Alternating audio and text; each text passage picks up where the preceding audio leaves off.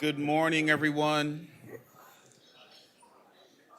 Good morning. So, I just want to take a moment to welcome you all to the fourth Reimagining Philadelphia Journalism Summit. My name is Shawn Mooring. I am the head of Philadelphia programs at the Lenfest Institute for Journalism.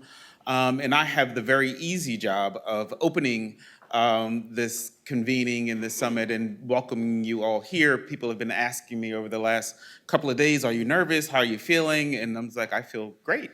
I've got this very awesome team of folks that help me organize all of this work. So first, a shout out to Samaya Green. Samaya, wave your hand, please. Who helps me tremendously. She is definitely my right hand in the Philadelphia media ecosystem. And just want to give a shout out to her, and also Roshni Malia, who is our consultant that works with us. And I don't know, some of you may have been in town for the Media Impact Funders convening, which she also did this week and oversaw. But both between the two of them and our team, we organized what we believe will be a really informative day for you and of speakers. Our CEO, Jim Friedlich, will give a brief overview of the agenda and what to expect for the day, and then launch us into the rest of the programming for today. So again, thank you all for being here. Thank you for spending some time with us today, and hopefully it will be informative and fulfilling for you as well. Jim? Thank you, Shawn. Thank you all for being here on an early and hot day. I feel sort of far away from all of you, and I'm tempted to say, please move to the front of the class, but you won't do it. That table is reserved. Sorry, ma'am. I had several thanks, as Shawn did. The first is to Shawn Mooring for everything you do. And this is a guy who just shows up in a really big way, whether it's the Lower Merion School Board or the Baptist Church or the Lenfest Institute and all the communities that we serve. So to Shawn. Shawn did not mention the richly deserved promotion that Samaya just got to program manager at the Lenfest Institute after several years. Samaya is Temple Maid for anyone who is keeping score, and came actually from sports coverage at Temple, right? Klein College. Roshni as well, thank you very much for your guidance. The program, which I'll describe in a moment, is really very much of the moment. It's about social media, it's about trusted messengers, it's about AI technology, all national, if not global concerns and activities, but really through a Philadelphia lens. And that takes a lot of doing, a lot of nuance. I wanted to thank both personally and symbolically Harriet and Larry Weiss, who are sitting in the table here, who have been for decades supporters of WHYY, the Lenfest Institute, the Philadelphia Inquirer, Every Voice, Every Vote, a lot of other activities, both with their time and their treasure. Larry served for, I think, 11 years as the head of the finance committee for WHYY. Public media is under great stress right now. You really put your money where your mouth is. And I walk in this morning, and forgive me, you're 80? 87. So an 87-year-old comes up to me and says, have you seen this new app? It's really cool. It's called 5 Questions, 5 Calls. Every morning you're greeted by 5 calls to make to your congressperson, your senator, your mayor, other representatives with specific scripts and specific causes to activate. Part of what we're going to be talking about today is what journalism can do for us and civic engagement. Part of what we'll talk about today is what we can do, how we all need to show up. And you really show up. So I thank you. Before I introduce today's program, I wanted to kind of introduce you to yourselves.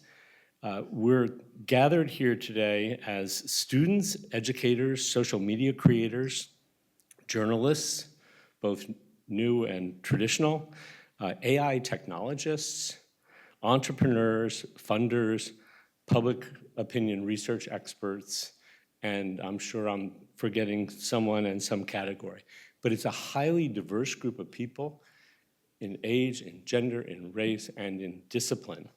And the discipline part, the different angles at which we address civic engagement, address this moment in time, and address what we mean by journalism and how we reinvent journalism is a source of strength. From great diversity comes great strength. And we're really going to need our strength. We're gathering at a very, very challenging time. Just yesterday, Congress voted to rescind $1.1 billion, $1.1 billion of support of CPB, NPR, and PBS funding. Ironically, this will hurt red states and rural areas the most, kind of the heartland of America, which traditionally votes red, are more dependent, those stations, on public funding and use it in many, many different ways to help kids, to help emergency broadcasting, and yes, to produce news and content, which we think is a good thing. But that goes to the Senate next and may go in the same direction, will likely go in the same direction. Just yesterday as well, a United States Senator, Chris Patillo, and the son of Mexican immigrants, was wrestled to the ground and handcuffed for asking a question at a press conference. Not good. The good news in all of this is that journalism is really doing its job. It's holding power to account the best that we can. It is shining a light on these activities and these abuses, something that happened in a small, relatively private press conference in California, went global on social media because of these devices that we all have in our pocket. And that's powerful. So there is power in that. One reason that we're able to continue to do this job, and I think do it better than we ever have, is because we are nimble and we are resilient. We are constantly reinventing ourselves, our businesses, and what we mean by journalism. That's why we call this conference Reinventing Philadelphia Journalism. That's the why of why we're here at the summit today. There's a reason we're here in a science museum. It's a nice space in which to meet, but there's also a symbolism in reinvention and science, especially here in Philadelphia. And there is certainly a reason why we're in Philadelphia. Philadelphia is the beacon and original melting pot of American freedom going back over 250 years. It has, because of many of you from all different disciplines, become a source of best practice and of example and of pride for American journalism. How our newspaper is owned by a nonprofit, how our public media thrives, the proliferation of news media for and by our various communities. Nowhere is that working better than in Philadelphia. We have both an opportunity and a responsibility to make that work here and to share the word around the rest of the country. Philadelphia is also the place where Americans first said no kings, and that appears to be the rallying cry of the anti-ICE movement that is beginning to emerge around the country. So there's cause for some optimism, if not cheer. Journalism is doing its job, but the responsibility and the need is to continue to reinvent, which we'll be talking about all day today. The courts seem largely to be doing their job in holding the line and enforcing the rule of law. And there is a growing movement of collective action around the US with people taking to the streets and collaborating with one another in various ways, including journalism collaboration, which we'll be talking about here as well. Very quickly, very excited about today's program, which is extraordinarily thoughtful. We start out in a moment with a session at 10:15 about future-proofing for next generations. This is really about journalism educators and students, and I think will be as much about what we can learn from students who are editing the Temple News right now and reinventing journalism in their own right as we can from educators. But we begin appropriately with a focus on next-gen news and the next generation of practitioners. We have several sessions about the power, importance, threats, opportunities of social media and social influencers and news creators from different angles. And the first is a deep dive with Pew, who's done really groundbreaking and important work on the size of the audience and the importance of platforms that we would call non-traditional, that are becoming simply how people get their news and information, even 87-year-olds. That goes to another session, another angle on social media, which is how social media affects news engagement, how we can best engage on these platforms in a legitimate way, how we can navigate the algorithms, how we can use their reach, their importance to do our work in a positive way. There is a discussion about social media and its role in civic engagement. How do we use social media for movement building and for engagement with people? We have a really terrific panel, most of whom are hanging out 3 tables back. Raise your hands, about AI.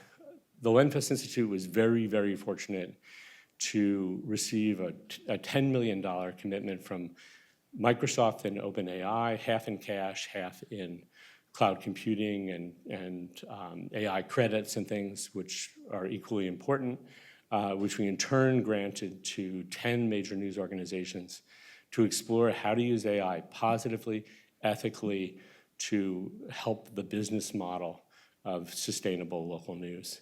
And so we have the Minnesota Star Tribune and Chicago Public Media represented. We have the Philadelphia Inquirer represented. We have the Dallas Morning News represented. And David Chivers, who leads the program, is a former publisher at the Des Moines Register and a Wall Street Journal executive, is going to be leading that panel. Really excited about that. We have, in the afternoon, a discussion of trusted messengers, how we can create and advance messaging and engagement through authentic voices, through trusted messengers that are often, if not always, more trusted than the media that we all deliver. And lastly, we had embraced the principles and actions and accountabilities of DEI, diversity, equity, inclusion, when they were fashionable, and we are equally committed, if not more, now that they are unfashionable. There is a discussion at 4:30 about how we can show up, how we can support DEI principles actively and with accountability in our communities and in our media companies and in our coverage. And I urge you all to stay for that. I'm really excited about today. I'm really grateful for you for listening and for being here. Each and every one of you is an important partner of ours, and I thank you for all that you do in this critical work. Thanks.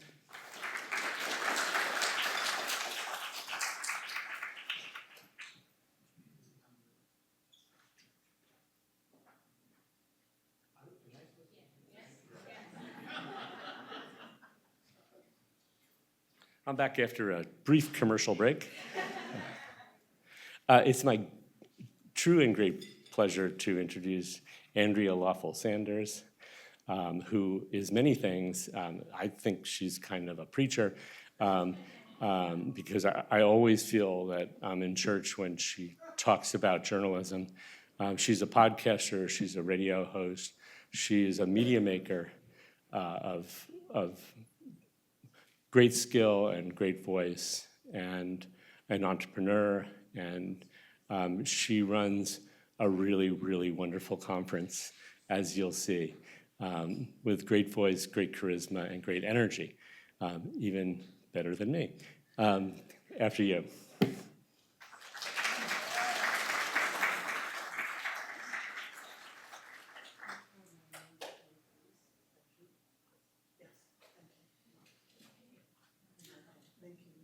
Good morning.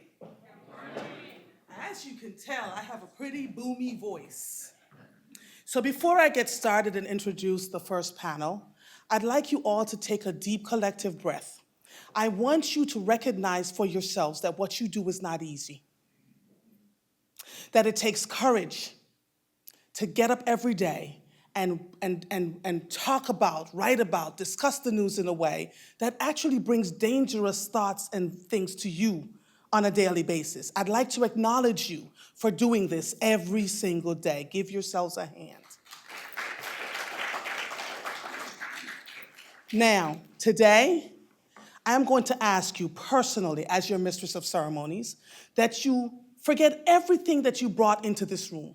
Everything that you thought you knew, all your history of journalism or of being a podcaster or of being someone who works within the sphere of journalism. And I want you to open your hearts and your ears and your minds about a new possibility. About the fact that the way we know journalism as it sits right now is not the way we're going to see it in the future. That we embrace each other and what we bring to the table collectively and individually. And I'm going to ask, because Lenfest has done an amazing job of curating amazing food. You've got all kinds of things to eat. You are going to be well hydrated. So there's no reason, and lunch I hear is going to be fabulous. What I'd like for you to do today between sessions, or even as the sessions are going on, take notes, and between sessions, speak with people that you don't ordinarily speak with.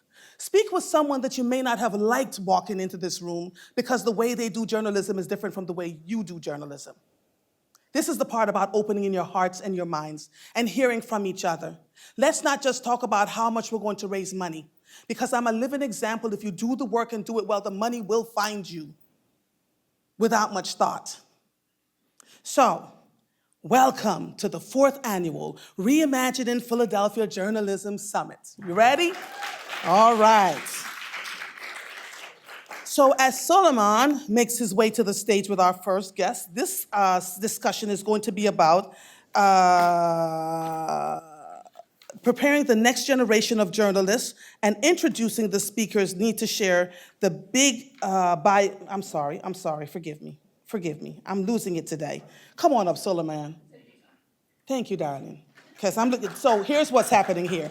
I'm 58 years old, and these notes are like, I can't see this stuff, so I'm really working hard to get there. I'm going to pull up my iPad just so I don't do this again. Solomon, I'm going to let you lead this discussion. You all take your notes as necessary, and then we'll go from there. Let me tell you who's coming to the stage. Come on, darlings. It is David M., Sydney, Elizabeth, and Ashton. Find your ways to the stage, please. Thank you. Thank you, Andrea. And as we have folks entering the stage, I want to say good morning. Good morning. And we are truly in unprecedented times in our country. And this conversation today is going to be about future-proofing journalism, thinking about our next generation, pipeline development. We have 2 organizations that are doing phenomenal work. And we have some young people, our next generation, who are going to share some of their experiences with these programs as well. I do understand that you all were given access to the bios of all of our panelists. So what I'm going to ask them to do is to simply share their name and title, organization, just so you can get kind of reference of who we're talking to here. Thank you. And thank you for having me. I'm David Mindich, professor of journalism at Temple University. Hello, I'm so excited to be here. I'm Sydney Rochnick. I'm the editor-in-chief of the Temple News. Hi, and I'm not the young one that he talked about. I'm Elizabeth Flores. I'm the vice president of news for NBC 10 and Telemundo 62 in Philadelphia. Good morning, everyone. My name is Ashton Jackson. I'm a reporter at CNBC Make It. Have to make sure I enunciate that because people think I say something else. And I'm also a host on CNBC's Millennial Money. Awesome, thank you. And I didn't introduce myself. My name is Suleiman Rahman, and I serve on the board at Lenfest Institute. So proud of the awesome work that's happening here in Philadelphia with Shawn, Jim, and excited about this conversation. And we're gonna kick off with David and talk about Temple University, and the journalism programs that are in partnership with Lenfest. And if you could just share a little bit about the programs and the value to not only students, but also to the community as well. Yeah, thank you so much. So I should first mention 20 years ago, almost to the month, I had just written a book called Tuned Out, Why Americans Under 40 Don't Follow the News. And we're trying to figure out how to engage a new group of young people, and that was 20 years ago. So I'm feeling that, you know, we've had this conversation for a long time, and very productively, but also obviously more to talk about. And I was sitting around a table with all the news executives, and you know, the managing editors of the New York Times, the Wall Street Journal, the president of CNN, where I had worked, and we're all trying to figure out how to get young people interested. And most people were talking about delivery systems, and a few people were talking about democracy. And one thing that I was really excited to hear this morning was a lot of talk about democracy and where we fit in to democracy. So fast forward a few years, I'm hired at Temple University about a decade ago, and I really found a home there because everyone was talking about democracy and everyone was talking about community. And I just want to talk a little bit about some of the things that we do at Temple. Temple's an R1 university, research active, one of the leaders in the community. Its leader is at the Klein College of Media and Communications, David Boardman, who many of you know, brilliant, inspiring, cares a lot about diversity, equity, and inclusion, cares about journalism, cares about communities, solutions journalism, and he's really emphasized community in the time that he's been at Temple. So we're really an incubator for community-engaged journalism. We're with the community and for the community, and I just want to talk really briefly about 4 ways in which we do that at Temple. The first is that we have a new Center for Community-Engaged Media. Latrell Crittenden is the director, Andrew Wenzel and Jillian Bauer-Reese, names that many of you are familiar with, are very active in this. Andrew Wenzel runs the Germantown Info Hub.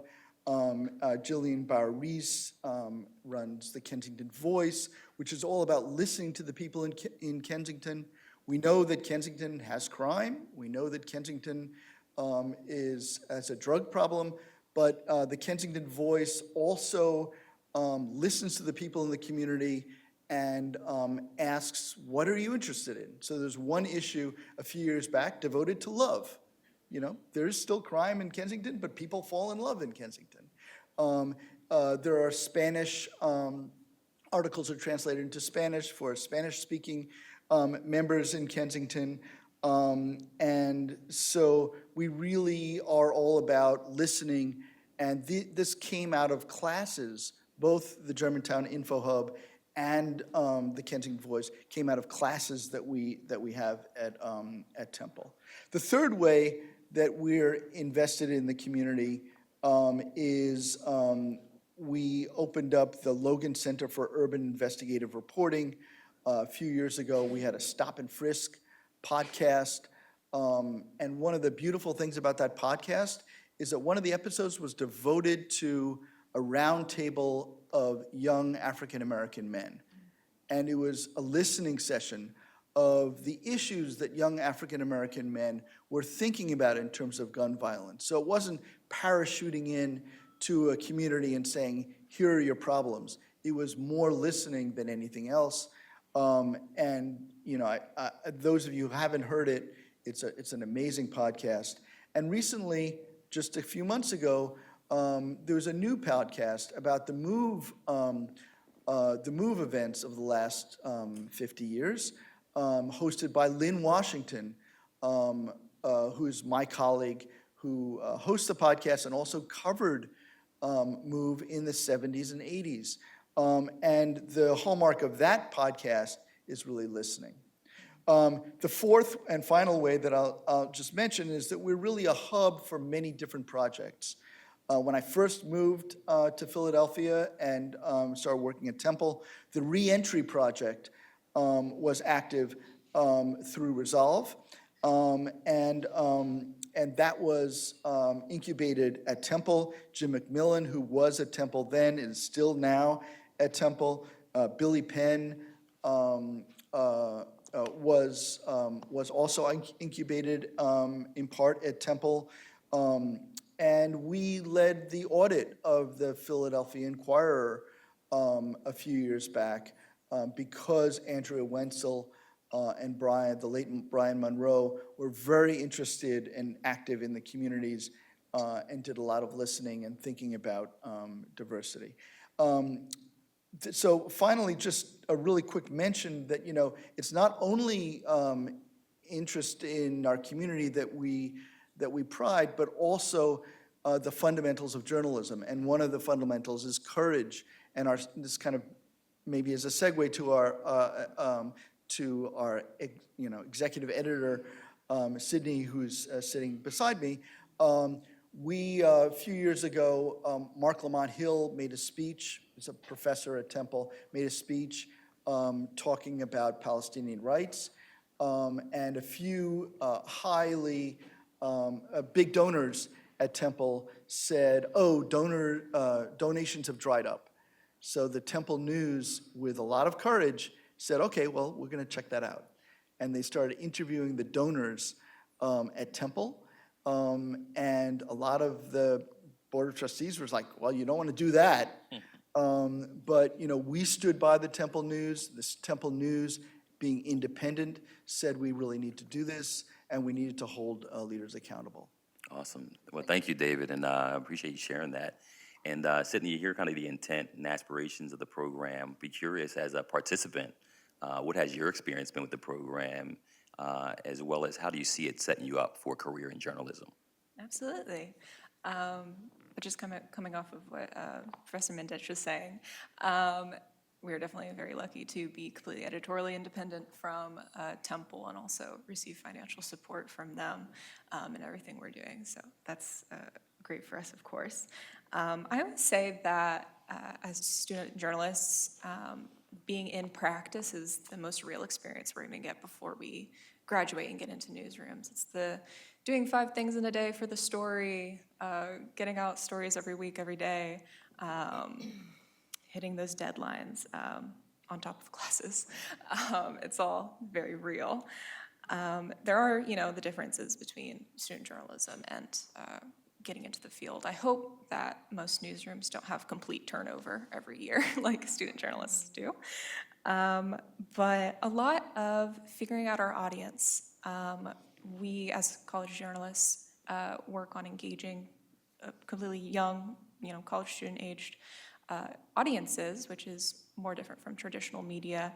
And it's something we have to figure out how to do, because we still have those problems of, young people aren't super interested in traditional media most often. So we have that opportunity to, engage with our Temple University community, get in there, hopefully do more tabling this year, on top of being really on top of our social medias, and presenting stories in a way that is more interesting to students through there. And then we get to have that unique experience of what it's like to have a relationship with our community. As Temple students, it's kind of a strange relationship with our neighbors, being kind of temporary in a permanent place where people live and have their whole lives, and many people just stay here for 4 years and then leave. So going through and building those relationships and trying to put forward permanent, long-term projects when, again, we kind of have turnover every year is a good opportunity, and it's a difficult one to contend with. But going through that, figuring out what do we need to be doing for people? What do we need to be doing for these different audiences? What haven't we been doing? Why haven't we been doing it? How often we do report on things? What context do we provide? What do we follow up on? And finding that for our different audiences is something that will definitely follow us to whatever, journalism jobs we find ourselves in, given the strained relationships that many fields have. And then just mentioning, it's great to be in Philadelphia. And North Philadelphia specifically is what I'm getting into there. And then finally, I also just wanted to mention, being a student journalist and getting to hit all these different mediums is definitely one of the main things that I love to take advantage of here. I want to be in print journalism, but utilizing the radio station or TUTV or any other medium in social media, so video, audio, all that, that's definitely something I'll need in this field and something I'm so happy to have the opportunity to have. Awesome. Well, thank you for sharing that. May come back on another question just with all the environment, the climate, and on campus. But just for the sake of time, we're going to move to our NBCU Academy and ask Elizabeth, who wouldn't mind just sharing what the vision is of that program, as well as how it's helping or intended to help underrepresented journalism. Yeah. So NBCU Academy was created to be able to have a pipeline of talent. And Ashton over here is someone who went through the program, and so she'll be able to better tell you of how it's helped her and moving forward in her career. But it was, NBC and Telemundo are both very committed in providing tools for journalists. As you know, the landscape is, it is changing. And, Sydney talked about turnover. We're seeing that, people getting out of the business because of how the landscape is changing. So NBCU Academy, I'll tell you that it is, if you have a phone on you right now, which I'm sure all of you do, and you go to NBCUacademy.com, you'll find all kinds of free tools. It's just like Lenfest Institute.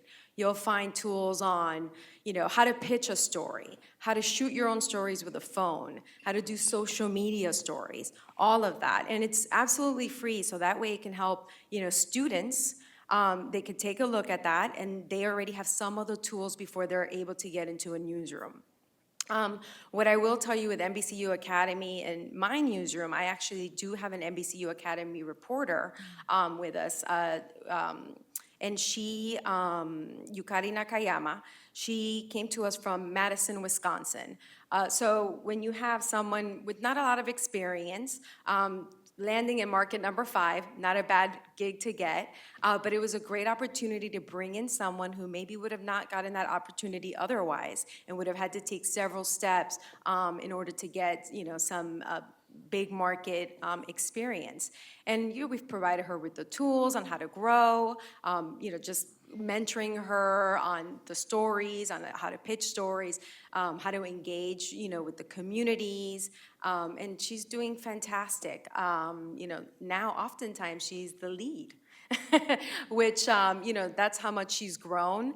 So it's really just truly a good opportunity for students. And they do have a lot of programs built that you can apply for. And, there is an application process and all of that. And, Ashton can tell you how she, walked through the doors with that.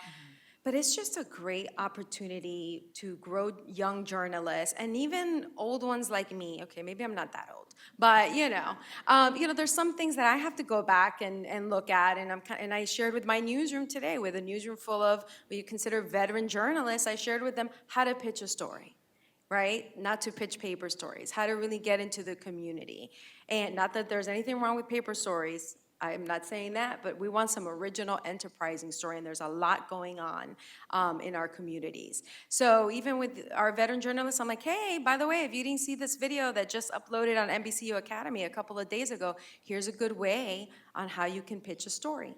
And then, Sydney talked about social media and storytelling and social media. That is something I'm listening to Sydney, and I'm like, I really got to tap into Temple and talk about this social media strategy, because that's something that we're looking into too. And NBCU Academy is providing those tools for folks.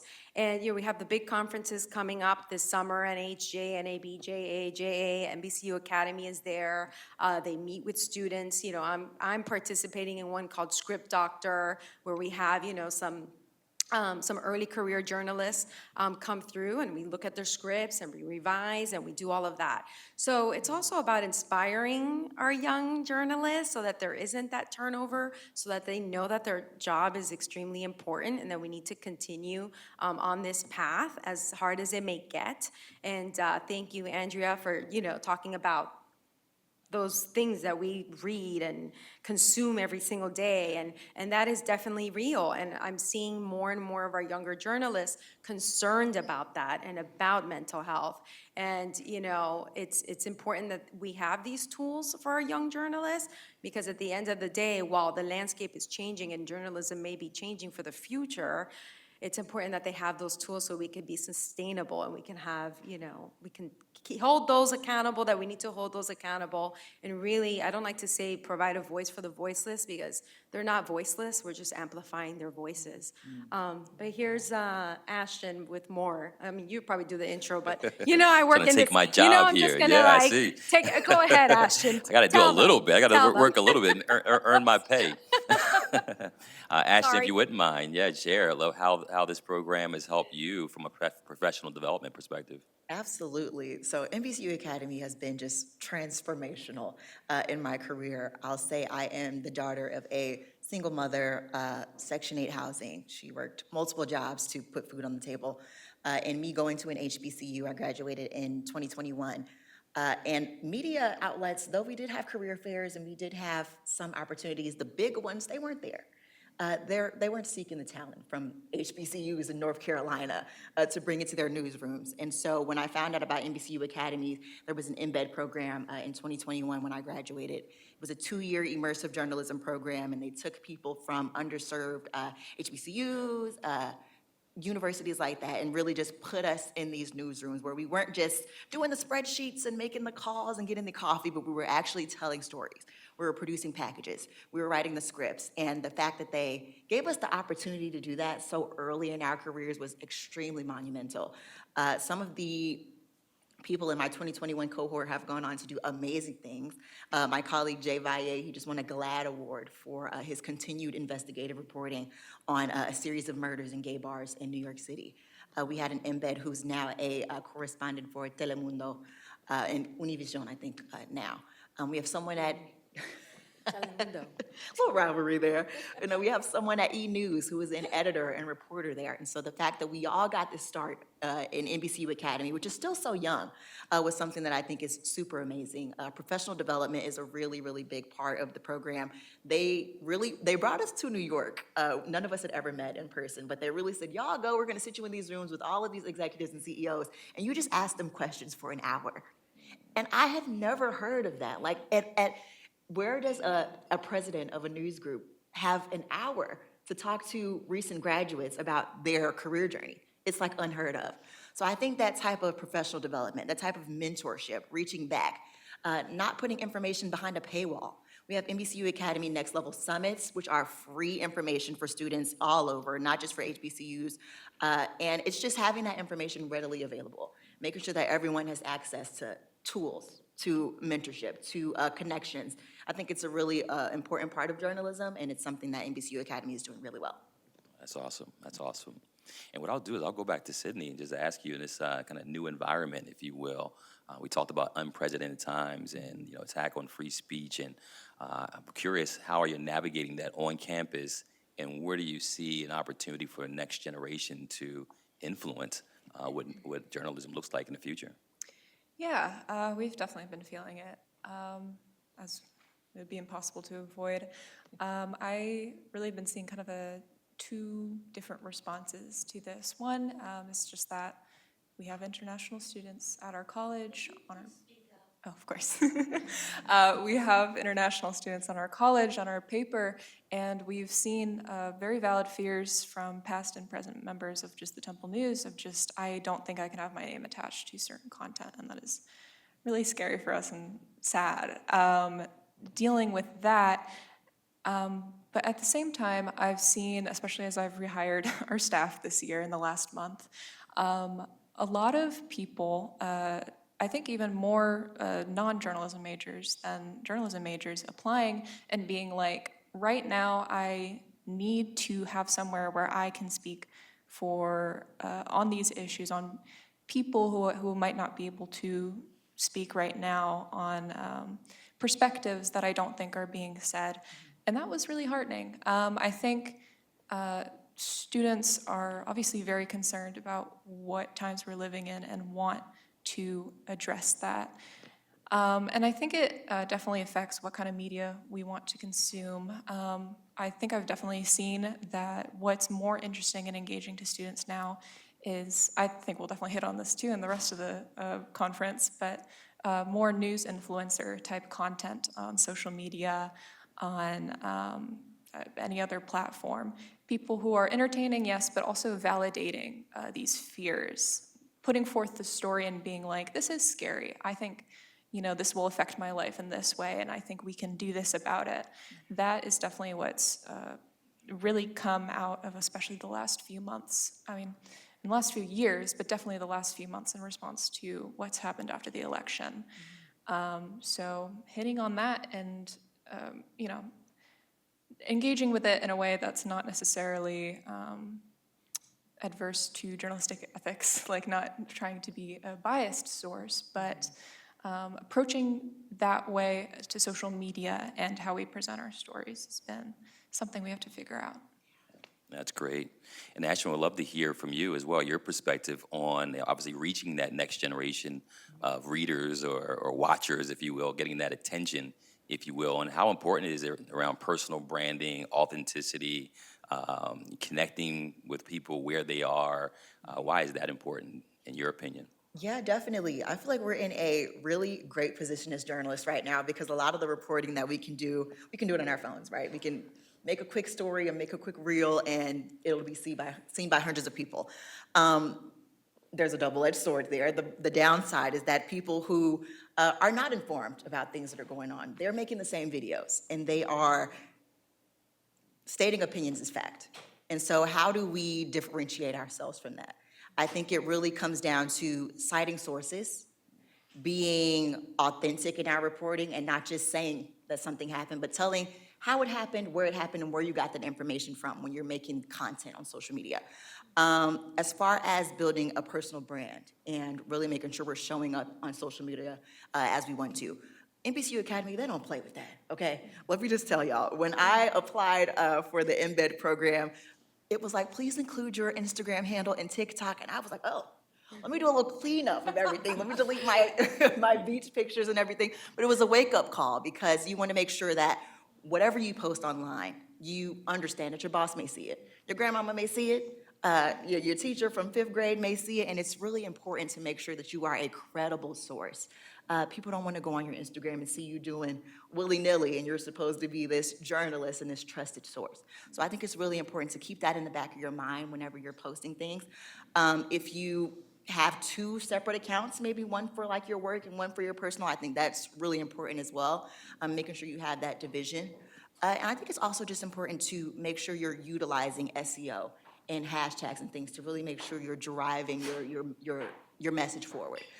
TikTok has a really great feature called Creator Search Insights, where you can type in a topic and it'll show you all of the things that people are searching as it relates to that topic. And you can make videos about that quickly and use those hashtags.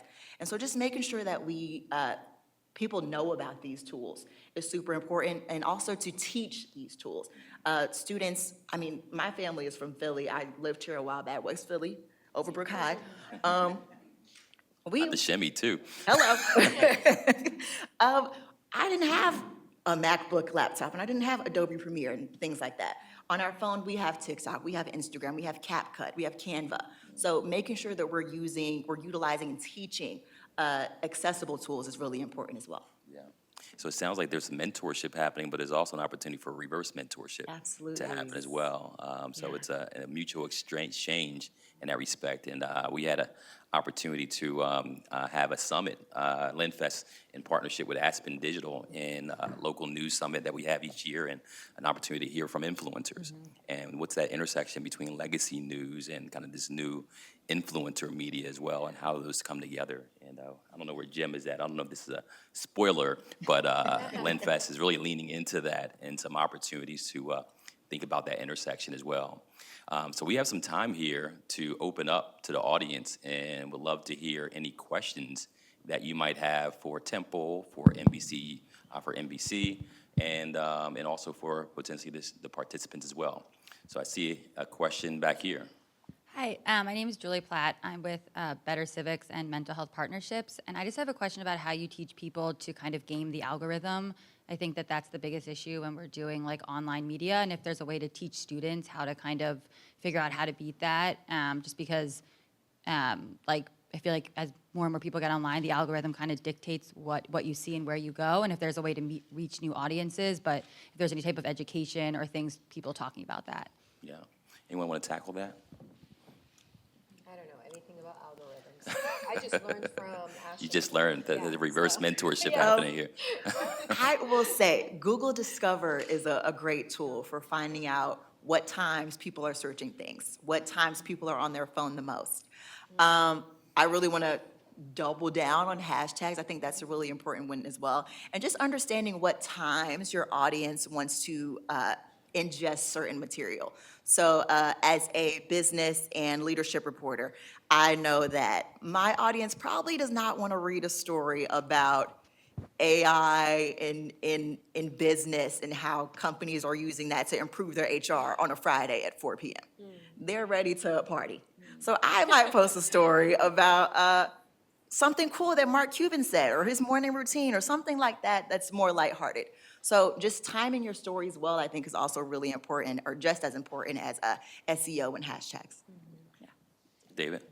Really briefly, we teach entrepreneurial, we teach SEO, things like that at Temple. We also talk about the need to write stories that serve the basic function of democracy, holding leaders accountable, helping people understand each other, our communities, seeing people as people, not as dehumanizing words.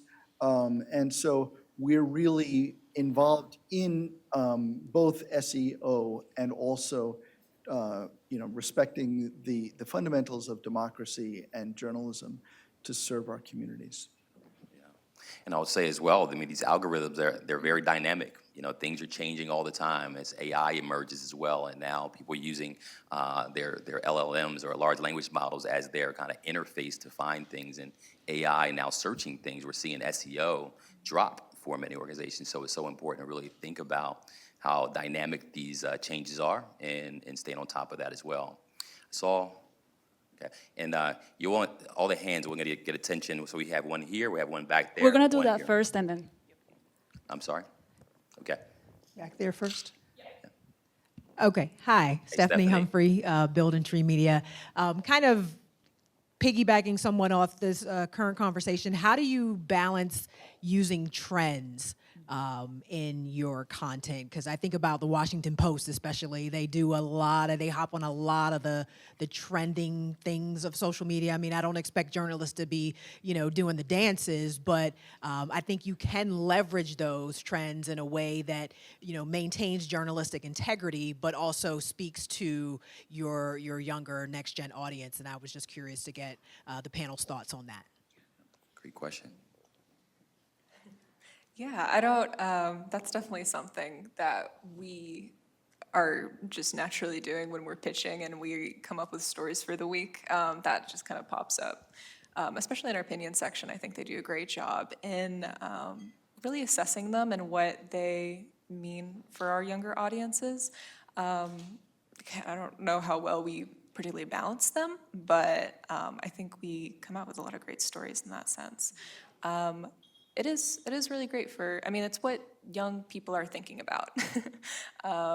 And I think having unique things to say about that, or, coming up with maybe there's some unseen problems with certain trends. If I can remember like girl dinner from like a year ago, I don't know if that means anything to you people, but there's a good feature story and an opinion story there about what kind of glamorizing eating disorders means for young people.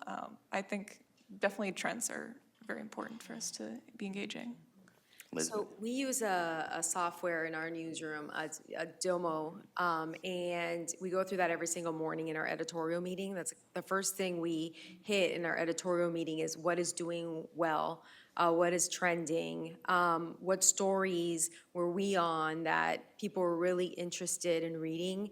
And we do get from that, we're like, okay, this, people are really interested in this story, so let's continue on that. Let's find a different angle to that. Because maybe there's more that we can do with that story. So I do think it's really important to look at that. I think the difference, for us with, Google Trends, like the girl dinner, we're not doing girl dinner, but it's good to know what, we might be able to find an angle on that. But yeah, I think it is important to use that.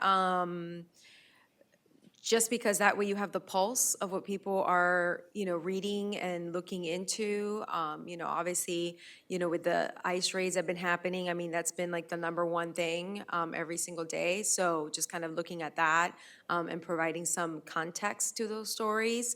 But yeah, that's a useful tool to use. And, I don't know if in some of your newsrooms, but it's called Domo if you have it, if you don't, but it's just a great tool just to see what is already resonating with the audience. Awesome. I'm sorry? Domo, D-O-M-O. Awesome. We'll go here and then we'll go back there. So kind of building on Stephanie's question, you talked about meeting the readers and viewers and listeners where they are, like you talked about the timing of things.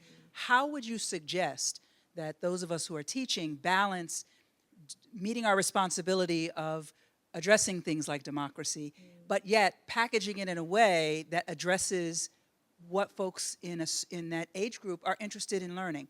Because we would be irresponsible to not teach some of that, but we'd be irresponsible to ignore meeting folks where they are. I know that's a lot to ask of you. Ashton, any thoughts on that? I would say trying to get your message across as clearly and concisely as possible for social readers. A lot of us, as a Gen Zer myself, I hate to say it, my attention span is like 5 seconds. If I scroll on your page and I don't see some big bold letters or something, or a nice graphic that's really gonna hold me in, or like a trending sound or something, I'm probably gonna swipe away. So finding a way to really compress that information, get to the who, what, when, where, why as quickly as possible, I think is really important when it comes to social media. And a big thing is getting the most out of infographics. So people love flashy pictures. They love little icons. They love interactive things. I think that's a really great way to do it as well. And again, trending sounds. It may not how do I say this? If you don't want to do like a trending TikTok dance around something that's like political, but you can still use that song or that sound in the background and have that information at the forefront, if that makes sense. I feel like we could talk a bit more about this when I'm off stage. But yeah, just finding ways to turn those trends into driving forces for that story. One advantage that we have at Temple is that everything that I mentioned, including the podcast, really had a lot of student involvement. And you got to see what students were interested in. So the students helped to run that focus group that I mentioned of young African-American men talking about gun violence in Philadelphia. And I think it's really important, and I'm a big consumer of entertainment, as many of us are, but also to understand that young people care deeply about, you mentioned the ICE raids. Young people care about the health of our democracy, the health of our communities, understanding forces that are dehumanizing people and fighting that, caring about the diversity of this. This beautiful city is in part beautiful because of its diversity, not only its history, but its diversity. And so it is this tough balance that we need to be current. We need to understand TikTok, but we also can't sell young people short, that we also have to understand that young people care deeply about important stories and care deeply about care deeply about social justice as well. I do want to add really quickly, I'm so sorry. I'll make it super quick. I also do this thing when I make videos on social media that are about like really heavy topics, I try to make it more lighthearted. And so I have this thing like if I'm walking to work in the morning or something, I pick up the phone and I'm like, hey, bestie, this is what's going on like in news today. And just that conversational voice, and it's like not so heavy, because we open our phones and it's so much that's just being thrown at us every day. It can be hard to like digest these hard news stories. So finding a way to just make it more conversational, a little more lighthearted, I think that works as well for social media. Yeah, I see it. I see it already. I see a workshop led by Ashton already. Hi, hi, Mark Siegel, Philadelphia Gay News. And first I want to thank NBCU Academy. You were the first journalism organization to take young LGBT journalists seriously and did a program where you took LGBT young journalists from 6 cities, took them to the National Lesbian and Gay Journalists Association, had them do work with LGBT newspapers around the country. So thank you very much for taking our industry important. I think that one of the ways that we're seeing a change with young people in our community and journalism is, unfortunately, because of what's happening nationally, we're having to react rather than act. 3 examples I can give very quickly. 3 weeks ago, a bar in Pittsburgh, Pennsylvania, the police decided that it was overcrowded. 50 police officers raided that bar. That's caused by the hate that we're seeing coming down from Washington. 50 police went in and raided that bar. And of course, the first thing as a gay man that I think of is Stonewall. That's how our revolution began. Here in Philadelphia, our health service, Mazzoni Center, is under threat of closing down. It serves 12,000 people, including the most marginalized people in our community. And especially, it's the largest treatment center for the trans community in the entire region. Our community center has announced that it's going to close because of lack of funding. And we're the ones who are left to cover this. And who is covering all this information? Well, for us, there's a lot of stuff going on. So we're trying to use as many young freelancers as we can so they can relate to the project. So if you're a freelancer out there, this is a call for you to call us. Do we have a question coming out of this yet? Is there a question? Let's close this out with a question. Okay, is there a question? Yes, the question is, we'd like to work a little with Temple on some of these issues. That's the question. All right, is Temple open those kind of issues? Absolutely. Okay, all right. Next question. Here? Okay, perfect. Oh, there you go. All right. Can everybody hear me? Yes, we can. Okay, good. Tiffany Dubois Morales, founder and CEO of Dubois Public Relations, but also host of Tiffany's Community Spotlight at Home, which I expect all 5 of you to be on my podcast at some point. Oh, I was going to say, I'm already subscribed to your cooking class. Oh, well, yeah, that too. But as a small business owner, I get to work with amazing clients. And I guess at this point, the conversation I know has shifted when it comes to strategic planning in terms of diversity, equity, and inclusion, and our current political landscape. I read recently that We have a little bit of time here. I know. What's the question? I know. Sorry. The question is, how has the conversation shifted with the current president limiting diversity, equity, and inclusion? And what are ways that we can strategize the necessary changes to kind of like ensure that we still maintain and retain the voices in the industry while, still working out, I want to tackle that. That's a tough one to tackle, right, during this time.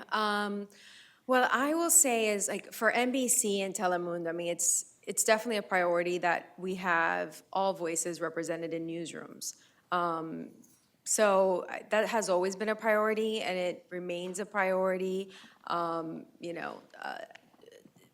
We talked about our CEO, our chairman, Cesar Conde. I asked him that question not too long ago. He visited our newsroom, said, "Hey, what's going on? How do you feel? Does it keep you up at night?" And he's like, "Our mission remains the same. It remains the same to have diverse voices in our newsroom. That's what makes us better. That's how we're going to represent the community and tell the stories." And we've seen also in our industry how there are some communities that are not still represented. There's some voices that are not represented in our newsroom. And I know we're talking about students and all of that, but there are a lot of people who are not college graduates. And when I am looking for a candidate in my newsroom, that's one of the requirements, right? Like a bachelor's degree and such, and and not everyone goes that route. So we're also not representing those folks. So that mission remains the same. It is, I'm not gonna say it's not, it's a difficult thing to navigate because also, I'm clearly a woman of color. So there's also that part too of where you're like, okay, well, here I am and I represent a newsroom and you do have to navigate it in a way of, when I make my hires, I make sure that I voice that I'm making a hire because they have the skill set and because I saw something in them that is going to add value to our newsroom and to the communities that we serve. So rapid fire, one last question with the time that we have here. Any last question? I have one here. Okay. Let's do it. Hi, Gretchen Clausing, Philly Cam, the Community Media Center. And I'm actually directing this to Sydney because you kind of warmed my heart when you mentioned Temple TV and radio. So in all of these conversations around social media, I'm really interested in how we continue to use sort of legacy platforms that may also be non-commercial and we're not having to feed the beast. So I was just curious if you had an example of where you may have collaborated across platforms. Mainly with, I can speak to my experience with WHIP Radio, which I was able to be the news director at last year. It's including multimedia in our content with these engaging forms of video and audio that just as a print newspaper we haven't taken full advantage of, but getting people to click onto different parts of the story is something that we have to both work on, but also super value. So it's kind of a quick answer, but. Well, thank you. If you all wouldn't mind just giving a round of applause for Temple University, Comcast, and NBC, and our next generation journalists and future workshop leaders as well. Thank you.